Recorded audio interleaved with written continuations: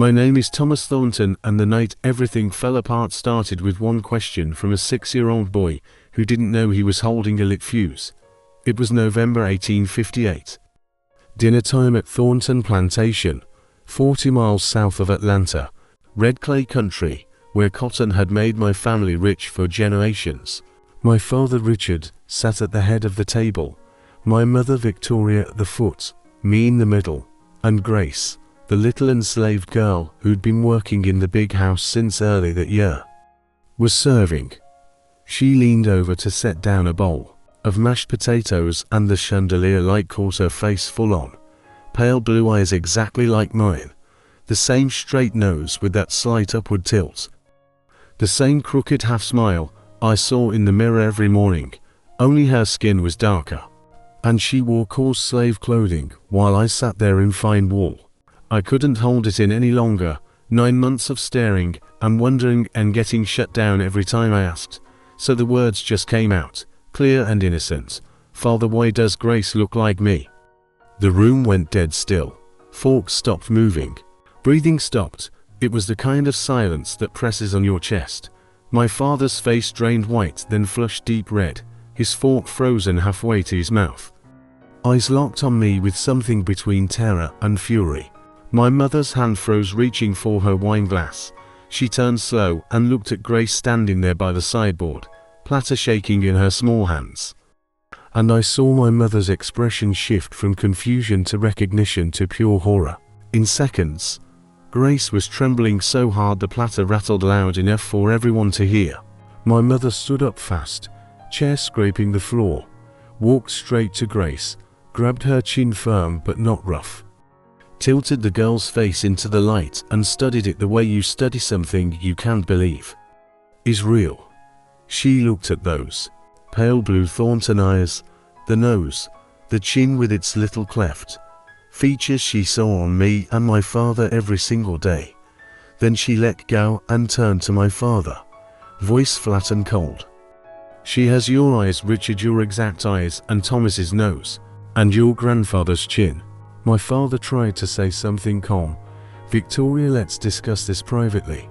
But she cut him off sharp. How long, Richard? He whispered, since 1850, before we were married. Shortly after, it was a mistake, I was young. My mother's voice climbed higher than I'd ever heard it. You had a child with a slave, and you've kept her here serving my table for 7 years and never told me she's your daughter. I sat there frozen, 6 years old, not understanding half the words but feeling the air crackle like lightning about to strike. My father started, don't you dare send him away. But my mother wheeled on him. He asked an honest question. He deserves an honest answer. Tell your son, Richard, tell him. The girl he's been staring at is his half-sister. The word half-sister hit me hard. I didn't even know what it fully meant, but I felt it in my stomach. My mother kept going, voice shaking with rage. Your father raped a slave girl. My father tried, it wasn't rape, she consented. And my mother snapped, she was 17 and you owned her. How is that consent? You raped a girl barely older than a child, got her pregnant, and hid the child right here in our house. Grace made a small choked sound, dropped the platter. It shattered loud across the floor, pieces everywhere. She dropped to her knees trying to pick them up, hands shaking bad. Whispering, I'm sorry, Mrs. I'm sorry, please don't. My mother said, cold, get out of this room, go back to the quarters. I can't look at you right now. Grace ran out crying. I started crying too, scared and confused. Mama, I don't understand. My mother looked at me, face twisted in pain. Your father has another child, Thomas, a daughter born to an enslaved woman named Delilah. That's why she looks like you, because she's your half-sister. I asked, but how can she be my sister if she's enslaved? And that question seemed to break something else in my mother. She said, that's an excellent question, Thomas. How can your sister be enslaved? How can your father's child be his property, Richard? Explain that to your son. My father looked sick, muttered, it's complicated. My mother laughed bitter and sharp. It's not complicated, it's grotesque. You had a child with a woman you own, and instead of freeing her, you kept mother and daughter both as slaves, your own flesh and blood as property. My father said, what was I supposed to do? Free them, and cause scandal? Acknowledge a bastard child, ruin our reputation. My mother shouted, our reputation is built on you raping slaves and keeping your children in bondage. That's the reputation you protected. She grabbed a wine glass and threw it hard against the wall, red wine running down the wallpaper like blood. Then another glass. Shouting, you've lied to me, our entire marriage humiliated me, made me raise my son next to his sister without knowing. I'm sorry, my father kept saying. Sorry doesn't fix this, my mother screamed. I want you out of my house, out of my life, pack your things and leave. My father said, this is my house. She said, this was your grandfather's house, inherited by you because you're male, but maintained by my dowry and my family's money, and I will not live in it with you one more day. Leave Richard, or I'll tell every planter in Georgia, every society woman in Atlanta, every business contact you have about your slave mistress and your bastard daughter. I'll destroy you socially if you don't go. My father looked at me one last time. I was sobbing hard.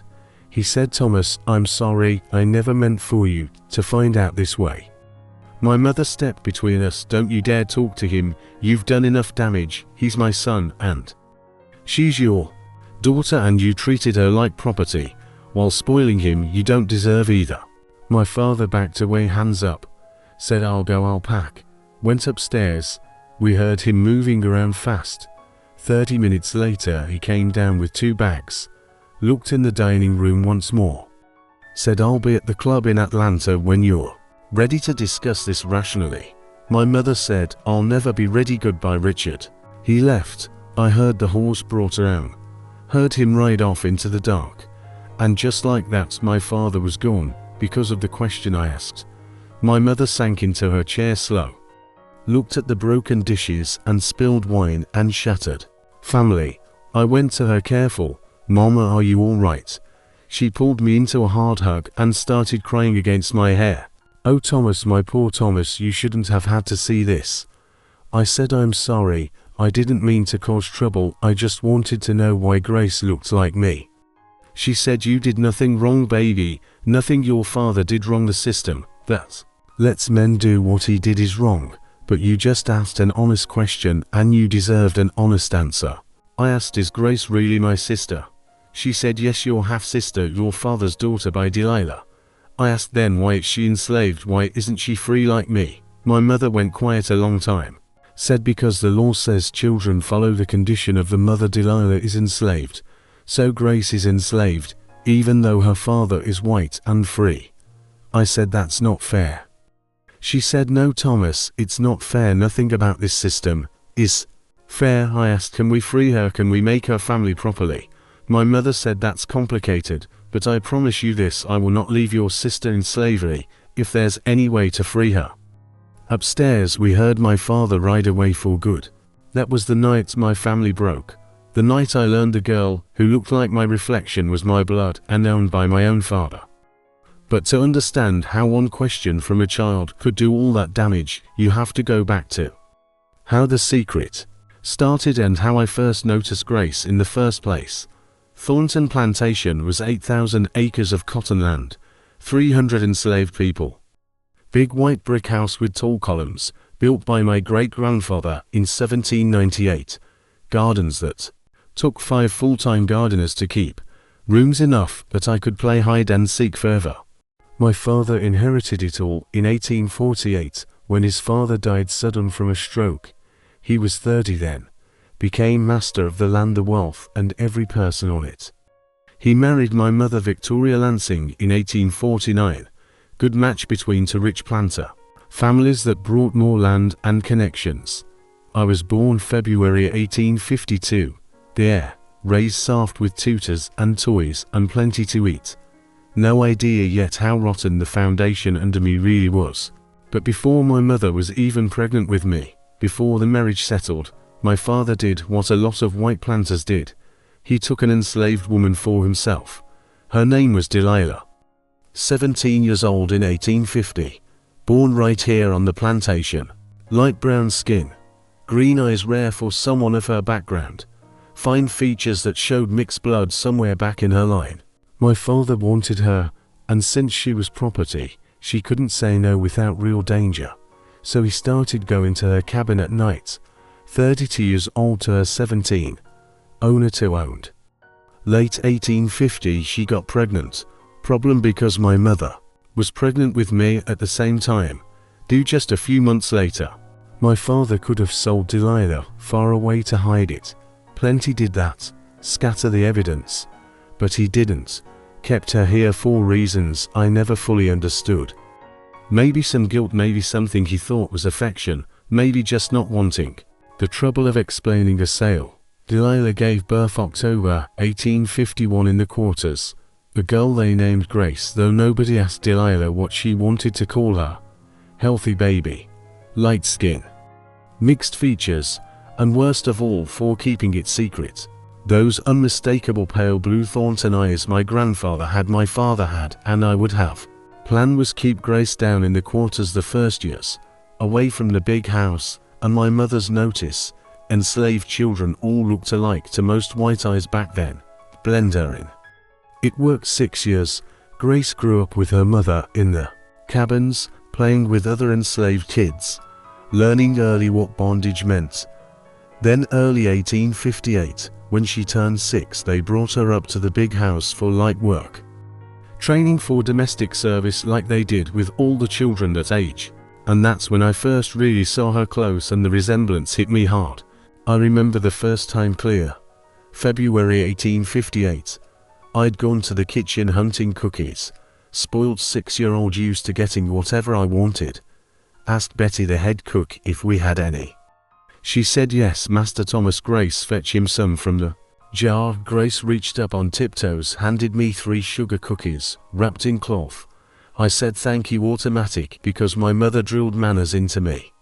Then I looked at her proper for the first time and saw those pale blue eyes exactly like mine. Never seen an enslaved person with eyes like that before. All the ones I noticed daily had dark eyes, dark skin. I said, surprised you have blue eyes. She just nodded slight head down the way enslaved kids were taught. Betty stepped in smooth. Some colored folks have light eyes, Master Thomas, it's rare. But it happens now, run along, you got lessons. I left, but it stuck in my head. Blue eyes on a slave girl, strange. After that I started seeing her regular around the house. Carrying water, washing vegetables, running messages. Every time I noticed more. Her nose straight like mine with the little tilt my mother called the Thornton nose. Mouth wider on the left. Making that crooked smile just like mine. Hands with long fingers like mine, my mother said. I had pianist hands though none of us played. Chin with that faint cleft barely there but there if you looked close. One thing alone could be nothing. Altogether, it was impossible to miss. I started testing its secret. Stand in front of mirrors studying my face, then find Grace and compare. Eyes same color, same shape, same slight droop at the corners. Nose same. Line same length. Ears attached the same. Everything matched too close for chance. By May it hit me hard, what if we're related? I pushed the thought away fast because it couldn't be. She was enslaved, I was free, we were supposed to be completely separate. But the idea kept coming back. June, I asked my mother, careful, Mama, can enslaved people be related to free people? She looked up sharp from her letters. What an odd question, why do you ask? I said, just wondering. She said, no, Thomas, enslaved people are Negroes. We are white, completely separate races, different bloodlines. But I knew even then she was wrong. Didn't have words for why, just knew it in my gut. July, I tried my father. We were in his study. He was showing me plantation ledgers, training me early. I asked Father, do you know all the enslaved people here? He said in theory yes, but 300 is hard to know personal why. I said there's a girl, Grace, working in the house now, do you know her? Watched his face close. Something flashed, guilt, maybe fear, then smooth again. Yes, I believe she's one of Delilah's children, bright girl. I said she has blue eyes like ours. He said some Negroes have light features, it happens. I pushed, she looks like me, really looks like me, not just eyes, everything. His hand tightened on the pen. Thomas, you're imagining things, the girl is enslaved. You're my son and heir, no similarity beyond coincidence. That's enough. His voice got sharp. We don't discuss enslaved people as if they're family, it's inappropriate, do you understand? I nodded, but I didn't understand why I wasn't supposed to ask. August, September, I watched her constant, not mean, just couldn't stop. When she served meals, cleaned rooms, passed in hallways, saw myself in her face. She noticed me staring, got nervous around me, moved quieter, tried harder to be invisible. One day, September, I went straight to her in the parlor while she dusted. I was supposed to be reading but wasn't, said Grace. She froze, turned eyes down. Yes, Master Thomas. I asked, do you have brothers or sisters? No, sir, just me and Mama. Where's your father? Long pause. I don't know, sir. Mama says he's not here. Do you look like him or your mama? Another pause. I don't know, sir. People say I look like my father. They say I have Thornton features, eyes, nose, chin. Do people say you look like your father? Her hands shook on the cloth. Nobody talks about my father, sir. I pushed. Why not? She glanced, terrified, at the door. Because it's not safe to talk about, sir. Why isn't it safe? I can't say, Master Thomas, please, I'll get in trouble. I let her go back to work, but that talk told me clear there was a secret about who her father was, and people were scared to speak it, and somehow it tied to why we looked so alike. October, I was obsessed, compared everything. Noticed we walked the same, slight bounce weight on the balls of our feet, bit our lower lip. When thinking, both left-handed, rare, my tutor said. We were connected. I felt it, strong child certainty. Adults ignore but often right. Every time I tried telling grown-ups, they shut me down, told me I imagined it, changed subject. Frustration built bad. I wasn't trying to make trouble, just needed somebody to explain what why is so plain. Then November came. Cotton pick season over. Small family dinner, just us three to celebrate profit. Grace serving, careful as always. Brought out dishes, set plates, poured water. Leaned forward with the potatoes light, hit our face perfect, blue. Eyes Thornton, nose crooked, smile, my father's face in darker skin. 9 months of questions reached breaking point. I couldn't keep it in anymore. Silence between courses. I asked, Father, why does Grace look like me? And that's when the whole world I knew exploded. The months leading up to that November dinner hit me like a slow building storm. I couldn't escape. Confusion twisting in my gut every day until it felt like I'd burst if I didn't get answers. From that first kitchen encounter in February, when Grace handed me those cookies and her blue eyes locked with mine for a split second, I couldn't shake the feeling something was off, deeply off. In a way my 6-year-old brain grappled with, but couldn't name. I'd lie awake at night staring at the ceiling of my big bedroom, the one with lace curtains and a feather bed that swallowed me whole, replaying her face over and over. Those eyes so familiar, it made my skin crawl. Why did looking at her feel like staring at family when she was just a slave girl from the quarters? Someone I was taught to command, not connect with. The obsession started small, a nagging itch. But by March it consumed my playtime, my lessons, everything. I'd sneak glances at her while she scrubbed floors or carried laundry, noting how her hair curled at the ends just like mine did after a bath, or how her eyebrows arched the same when she concentrated on a task. One afternoon in April, I hid behind the parlor curtains watching her dust the mantel, her small hands careful not to knock over the porcelain figures my mother prized, and I saw it clear. Her profile against the window lights showed the exact same jawline as mine, strong but not sharp, the kind my tutor said made Thornton men look determined. I stepped out sudden, heart pounding, and she jumped, dropping the cloth. Eyes wide with fear, because enslaved kids knew better than to be noticed by the master's son. Pick it up, I said, automatic, voice sharper than I meant. She scrambled down, whispering, yes, Master Thomas, sorry, sir. And as she bent, I saw the back of her neck. The way her hairline dipped in a V just like mine. That night at supper, I couldn't eat, poking at my peas while my parents talked cotton prices. My mind racing, why does she have that same hairline? Is it chance or something more? By May the comparisons turned into a secret game I played alone. I'd run to the hall mirror after seeing her, tilt my head side to side, matching angles. Eyes yes, nose yes, mouth yes, even the way her teeth showed when we smiled, though I rarely saw her smile fall. just quick flashes when she thought no one watched. It scared me sometimes, this pull, because if she looked so much like me, then what did that say about her being down there in rough clothes, while I sat up here in finery?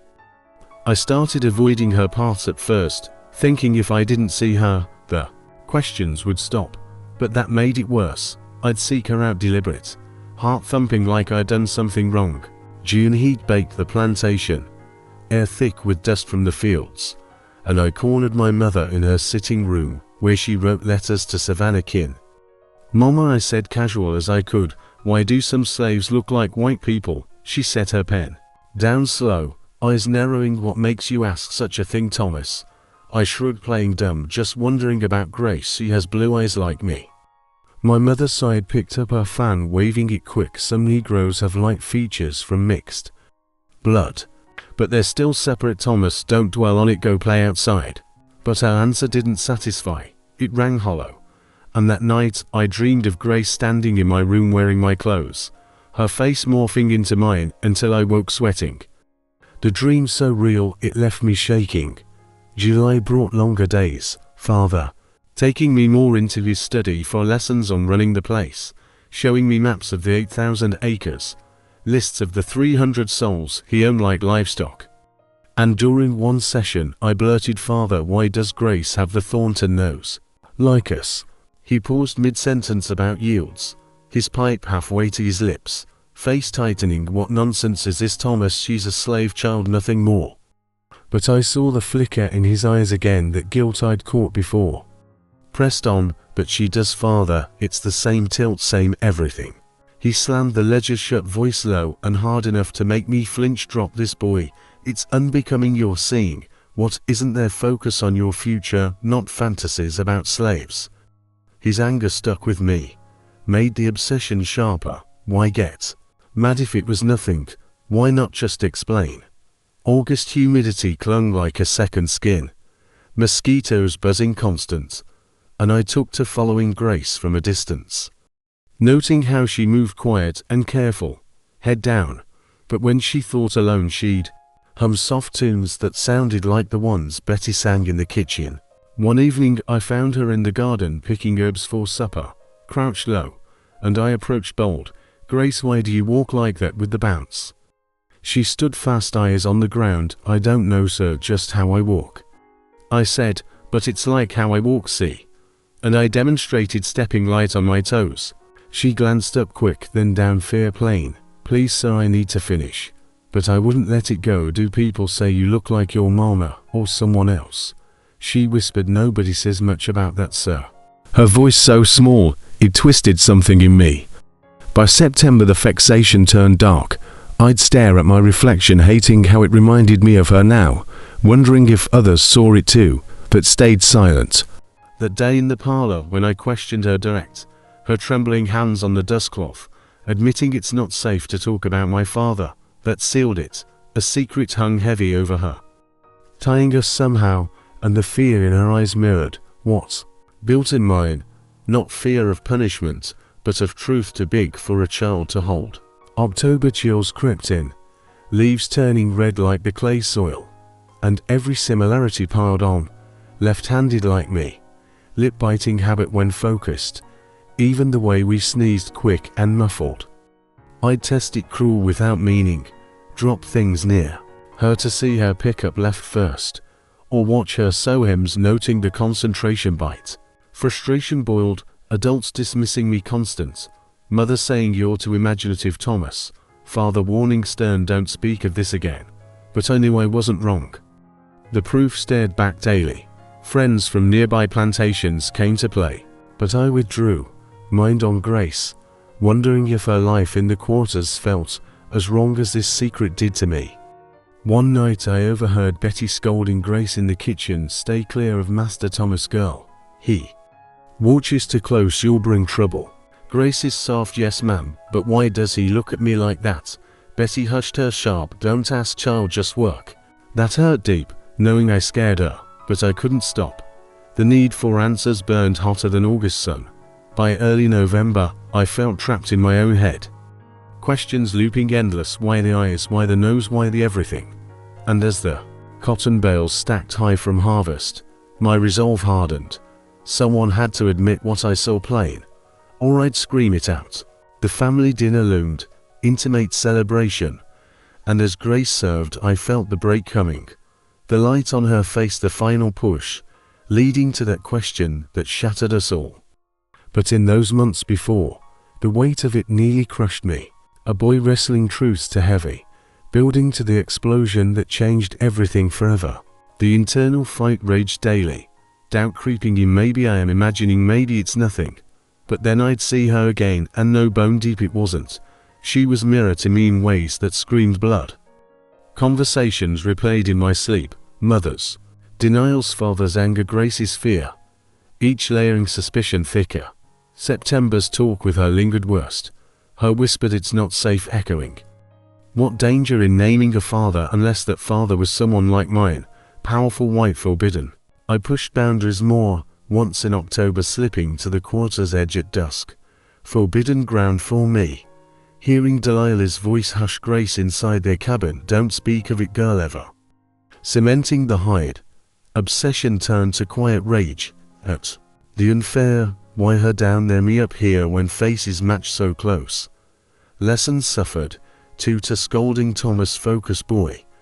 But how when this consumed? By late October I avoided mirrors too, hating the reminder, but sought Grace constant, the pull, magnetic, painful. November's dinner wasn't planned confrontation, just the dam breaking after months of pressure. My voice cutting the air, father, why does Grace look like me? Unleashing the storm I'd felt building all along. That silence after my question stretched so long I thought the whole world had stopped breathing. My father's face was grey, veins standing out at his temples, eyes fixed on me like I'd just driven a knife into his chest. My mother stood rigid beside Grace, fingers still curled from gripping the girl's chin, her knuckles white, chest heaving so hard I could see it under her corset. Grace herself was shaking, violent, platter rattling in her hands, tears already cutting clean lines down her dusty cheeks. Lips pressed tight to keep from sobbing out loud, because she knew one wrong sound could mean whip tomorrow. I sat there, frozen in my chair, 6 years old, heart slamming against my ribs, realizing for the first time that a question could feel like a gunshot. Then my mother spoke, voice low and deadly calm. Richard, look at that girl.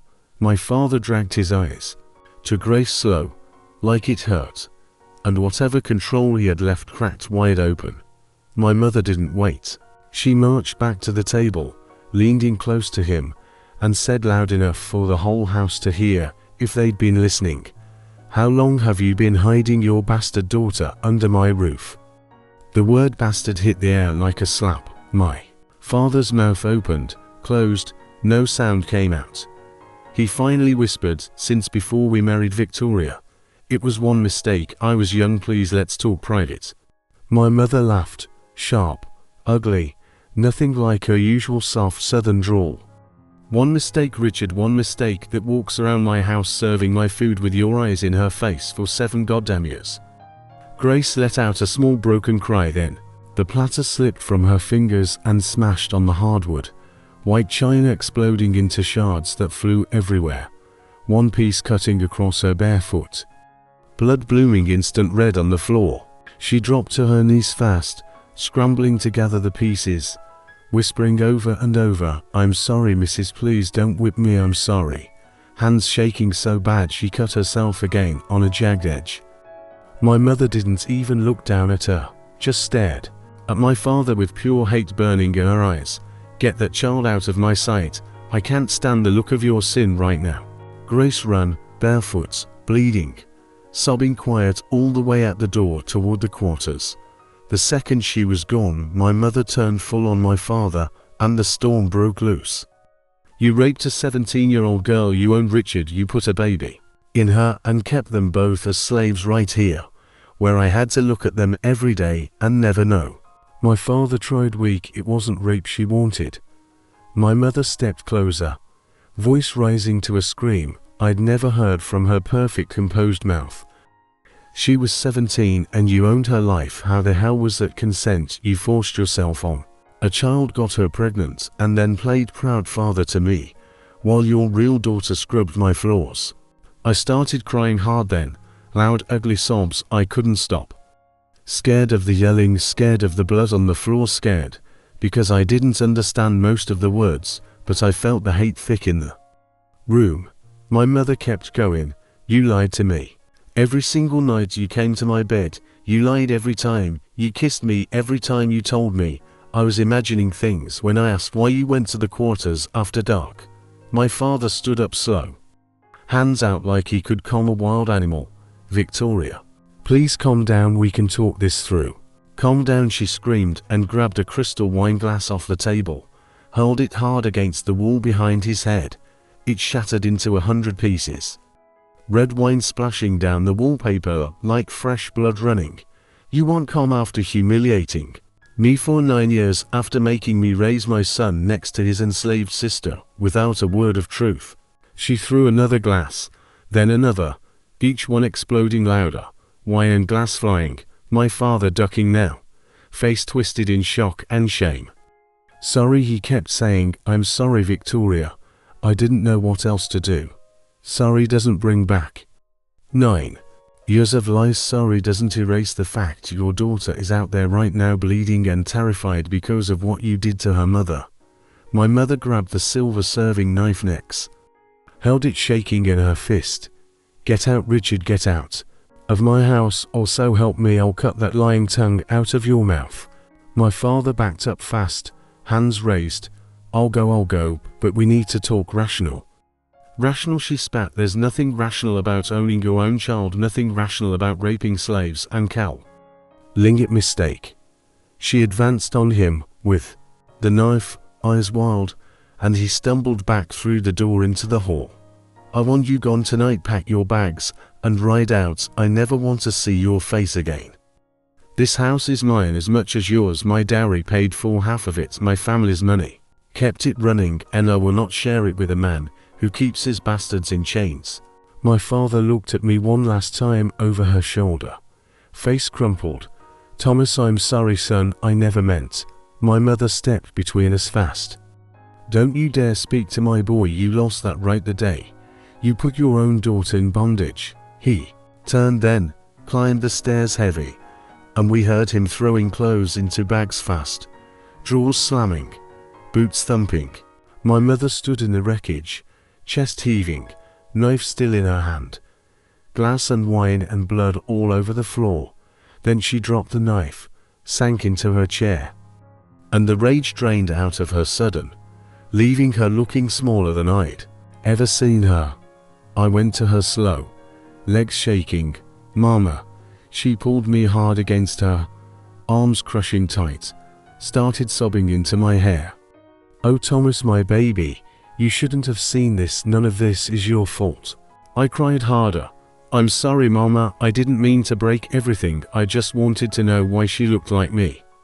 She pulled back, wiped my face rough with her sleeve. You did nothing wrong sweetheart, nothing. You asked the question any child would ask, and you deserved the truth, not lies. Is Grace really my sister? I whispered, voice cracking. Yes baby, your half-sister, your father's daughter, by Delilah, the woman he forced. Then why is she enslaved? Why can't she be with us? My mother's face twisted again, pain raw. Because this evil system says children follow the mother's condition. Delilah is enslaved, so Grace is too, even though her father is the white master who owns them both. That's not fair, I said, tears burning hot. No, it's not fair, it's monstrous, and your father chose to keep it that way to save his reputation instead of his own child. Can we free her, Mama? Can we bring her here proper? She went quiet long, staring at the broken glass, then said fierce, I don't know how yet Thomas, but I swear on everything I have, I will not leave your sister in chains if there's any way on earth to get her out. Upstairs the thumping stopped. My father came down carrying 2 heavy bags, stood in the doorway one last moment, face pale and old-looking. I'll be at the Gentlemen's Club in Atlanta, Victoria. When you've come we can discuss arrangements. My mother stood up slow, Voice ice cold now. There will be no discussion, there will be no arrangements. I am filing for legal separation. You can keep your plantation and your slaves and your shame. I am taking my son and leaving you to rot with what you've done. He opened his mouth, closed it, looked at me again with eyes wet, then turned and walked out.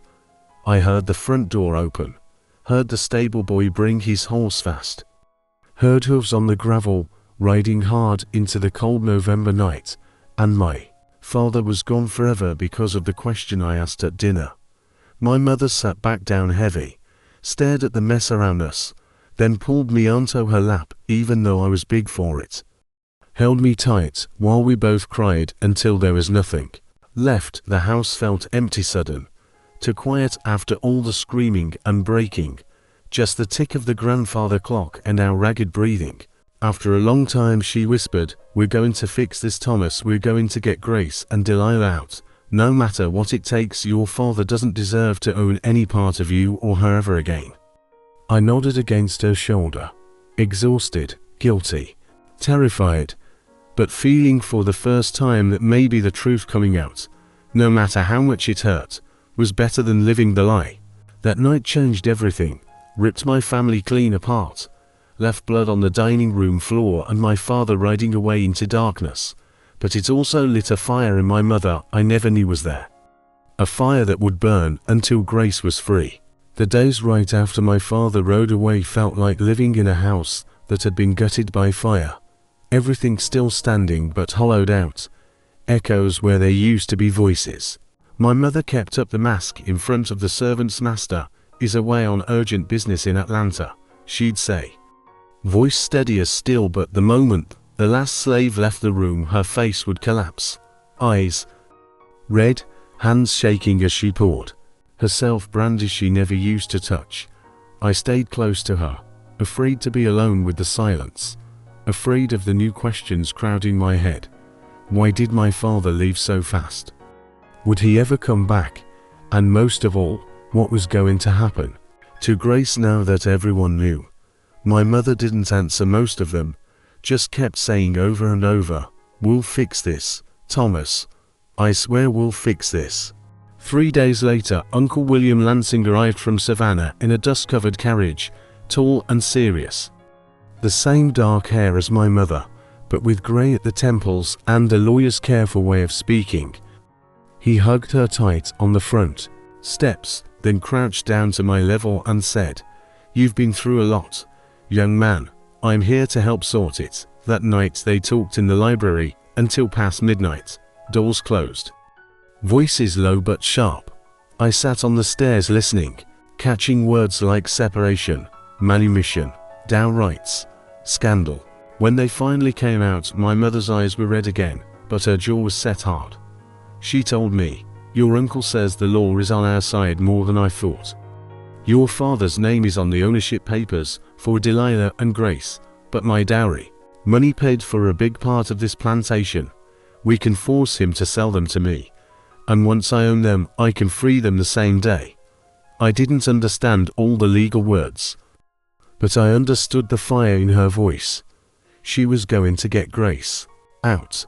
The next morning, Uncle William rode to Atlanta to find my father and deliver the papers. It took 3 tense weeks. My father refused to come home, stayed holed up at the gentleman's club. But the pressure worked. He signed the documents, Delilah and Grace, for $500 each, a price that made my mother's mouth twist in disgust. "Blood money," she muttered, but she wrote the check anyway. Uncle William brought the papers back himself, and the day after Christmas 1858, my mother walked down to the quarters herself. No fanfare, no crowd. She found Delilah in the cabin doorway, Grace hiding behind her skirts, both of them trembling. My mother spoke quiet. "I'm taking you north. You'll be free by the time we cross the Pennsylvania line." Delilah stared like she couldn't believe the words were real. Grace just looked at my mother with those pale blue eyes that were so much like mine, then at me standing behind, and for the first time I saw something besides fear in her face. Hope, maybe. Or just confusion. They packed what little they had. in one small sack and climbed into the carriage with us that same afternoon. My mother had already arranged everything, a trusted driver. Forged papers saying they were her personal servants traveling with her to visit family. And a route that avoided the worst slave catchers. We rolled out of Thornton Plantation just after dawn, the big white house shrinking in the distance behind us. Grace sat pressed against her mother, eyes wide, taking in the world outside the quarters for the first time. I sat across from her, not knowing what to say. We didn't speak much on that long trip north. The fear of being stopped was too heavy. We slept in small inns where my mother paid extra for separate rooms and kept the curtains drawn. Grace and Delilah never took their shawls off, even in the heat of the carriage, hiding their faces when strangers passed. One night in Virginia, we were stopped by a patrol. The men peered into the carriage with lanterns, asking questions. My mother smiled the way she used to at society teas, handed them a folded letter from my uncle claiming we were carrying family property to Pennsylvania for safekeeping. They let us go, but I saw my mother's hands shaking on the seat the whole rest of the night. We crossed into Pennsylvania in early January 1859. The moment we reached the state line, my mother stopped the carriage, stepped out, and told Delilah and Grace, "You're free, right now. No one can ever own you again." Delilah started crying, big silent tears that shook her shoulders. Grace just stared at my mother, then at me, then back at her mother, like she couldn't believe the words were true. My mother hugged them both, awkward at first, then fierce. "You'll live with my cousin in Philadelphia," she said. "She's a good woman. She'll teach you to read, to sew, to live like free people." We stayed in a boarding house that night, and for the first time Grace ate at the same table as me, no one telling her to stand behind the chair and wait. She was so careful with her knife and fork, watching how I held mine, copying me exactly. When she finally smiled at something I said, a small, shy thing, it hit me harder than anything else that she really was my sister. We left them, Philadelphia, with my mother's cousin, a stern but kind widow who ran a dressmaking business. My mother gave them money, clothes, and a promise to visit soon. Then we turned south again, back to Savannah to live with my mother's family. I cried the whole way, missing Grace already, missing the chance to know her better. But my mother kept saying, "She's safe now, Thomas. That's what matters." The war came soon after. Fort Sumter fell in April 1861, and everything changed. My mother's family in Savannah lost most of their fortune. The plantation was seized by the Confederacy for taxes, then burned by Sherman's men in 1864. We lived lean, rationing food, sewing our own clothes. My mother never complained, just worked harder, taught me to read law books at night, said a man had to know how to fight with words when guns failed. I grew up fast during those years, watching the world burn and rebuild itself. By 1865 slavery was dead, the 13th Amendment signed, but the scars were everywhere. My mother died in 1869 from pneumonia that swept through Savannah after the war, leaving me alone at 17. I sold what little was left and went north to find Grace. I found her in Philadelphia in 1871, 19 years old, running a small dressmaking shop with her mother, bright-eyed, strong, and free. When she opened the door and saw me standing there, she froze for a second, then threw her arms around me and cried like the little girl who'd once dropped a platter in terror. We talked all night, piecing together the years we'd lost. She told me how she'd learned to read, how she'd saved every penny, how she'd never forgotten the brother who'd asked the question that set her free. I told her about my mother's promise, about the long carriage ride, about the moment my mother said, "You're free." We cried together, laughed together, and from that day on we were family in truth, not just in blood. I studied law in Philadelphia, became a lawyer fighting for the rights of freedmen. Gracie's shop grew, became one of the best in the city, employing dozens of black women. We never saw our father again until 1882, when he showed up at my office door, old and broken, asking forgiveness. Grace and I met him together, listened to his apologies, then told him quietly that some things can't be undone. He left crying, and we never heard from him again. Grace and I stayed close until the end. She died in 1921. I in 1920, both of us old and tired but proud of what we'd built from the ashes of that November night. Our children and grandchildren published her letters and my journals in 1985. So the world would know the truth about what one child's innocent question can do when it finally tears the mask off a lie that had lasted too long. The years after that November night stretched long and heavy, full of changes that hit one after another, until I barely recognized my own life. My mother kept the big house running smooth on the outside, paying the overseers, selling cotton, telling anyone who asked that my father was handling business up north, but inside she was steel and fire mixed, drinking more than before, staring out windows for hours, planning every move to make sure Grace and Delilah got free no matter the cost. I stuck close to her side, helping with small chores, reading law books she brought home from Savannah, because she said knowledge was the only weapon left when everything else burned. Uncle William stayed a few weeks, drafting letters, threatening my father through lawyers that if he didn't sell Delilah and Grace quiet and cheap, the whole story would hit Atlanta society like a bomb. My father fought at first, sent angry letters back claiming rights, but he was alone now, reputation cracking, friends pulling away, and by spring 1859 he gave in. Signed the bill of sale for $1,000 total. Money my mother paid without blinking, even though it ate deep into her savings. The day the papers came, I watched her sign her name firm, then fold them careful and say to me low, "Next step, Thomas. We're getting them out before anything stops us." Summer 1859, we made the trip north again. Same careful route, forged passes, nights in hidden rooms. But this time Delilah and Grace knew what was coming, and the fear in their eyes mixed with something new, a guarded hope that made my chest tight. Grace was 7 now, taller, quieter, watching everything sharp, and when we crossed into free soil, my mother stopped the carriage same as before, stepped out into the cold air and said clear, "You're free women now, both of you. No master, no chains ever again." Delilah dropped to her knees right there on the dirt road, held Grace tight and cried without sound, shoulders shaking hard, while Grace looked at me across the space between us and whispered, "Thank you, Master Thomas," like she didn't know what else to call me.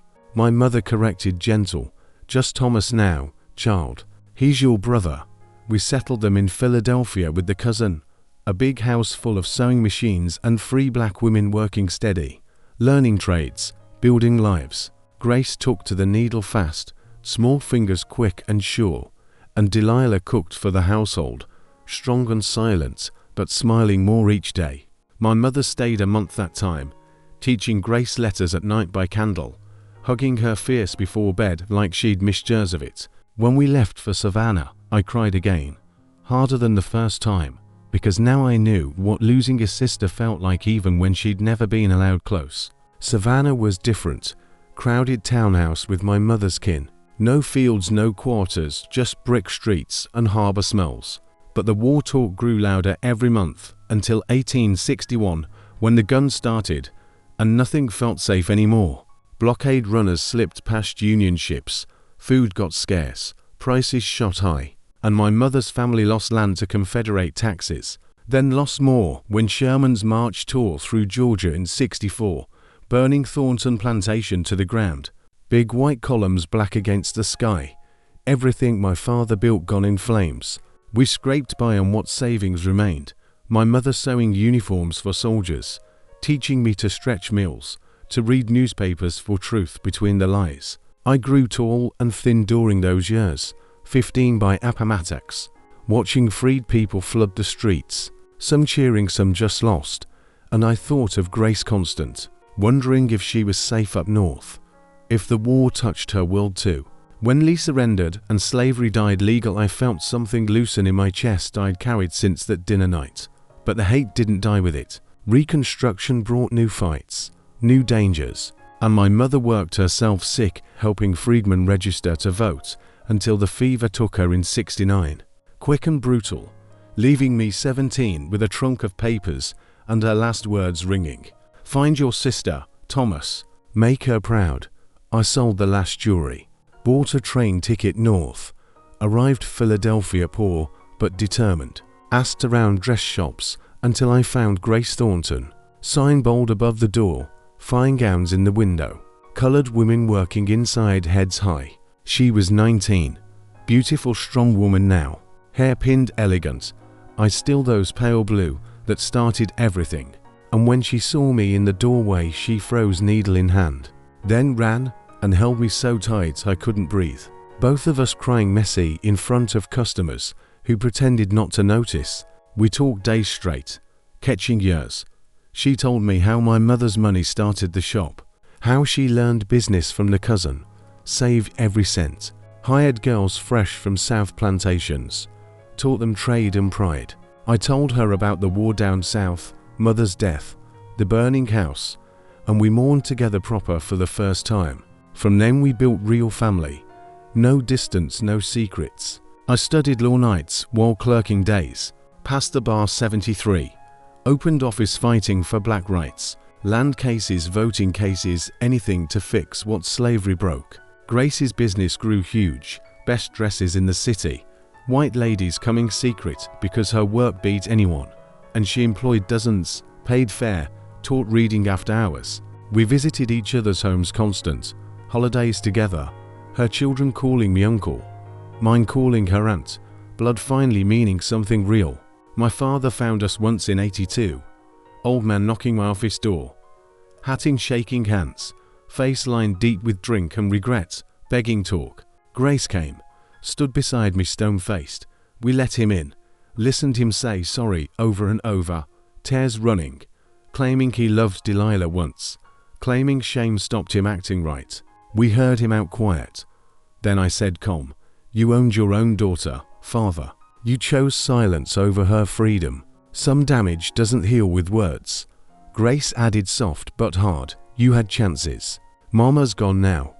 Buried free because strangers helped where you wouldn't. We're done. He left broken, died 2 years later alone, and we didn't go to the funeral. Grace passed 1921, heart giving out sudden at 69, me holding her hand in the big house she'd bought with her own money. Children around the bed, business strong enough to live on generations. I followed 1920, old lawyer tired from fighting, but proud, cases won, rights secured, stories told. Our grandchildren gathered everything, letters, journals, legal papers, mother's notes. Published the book 1985 so no one forgets what one question from a scared boy can do when it finally rips the lie apart. That night in '58 destroyed my childhood home, but built something stronger. Family forged in truth, not chains. And every time I think back to the blood on the dining room floor, the shattered glass, my mother's rage, my father's shame, Grace's terror, I know it hurt like hell, but it was the only way we ever got free. The question started it all. Innocent words from a child who just wanted to understand why the girl serving dinner wore his own face in darker skin. And the answer cost everything we had, but gave us everything worth having in the end.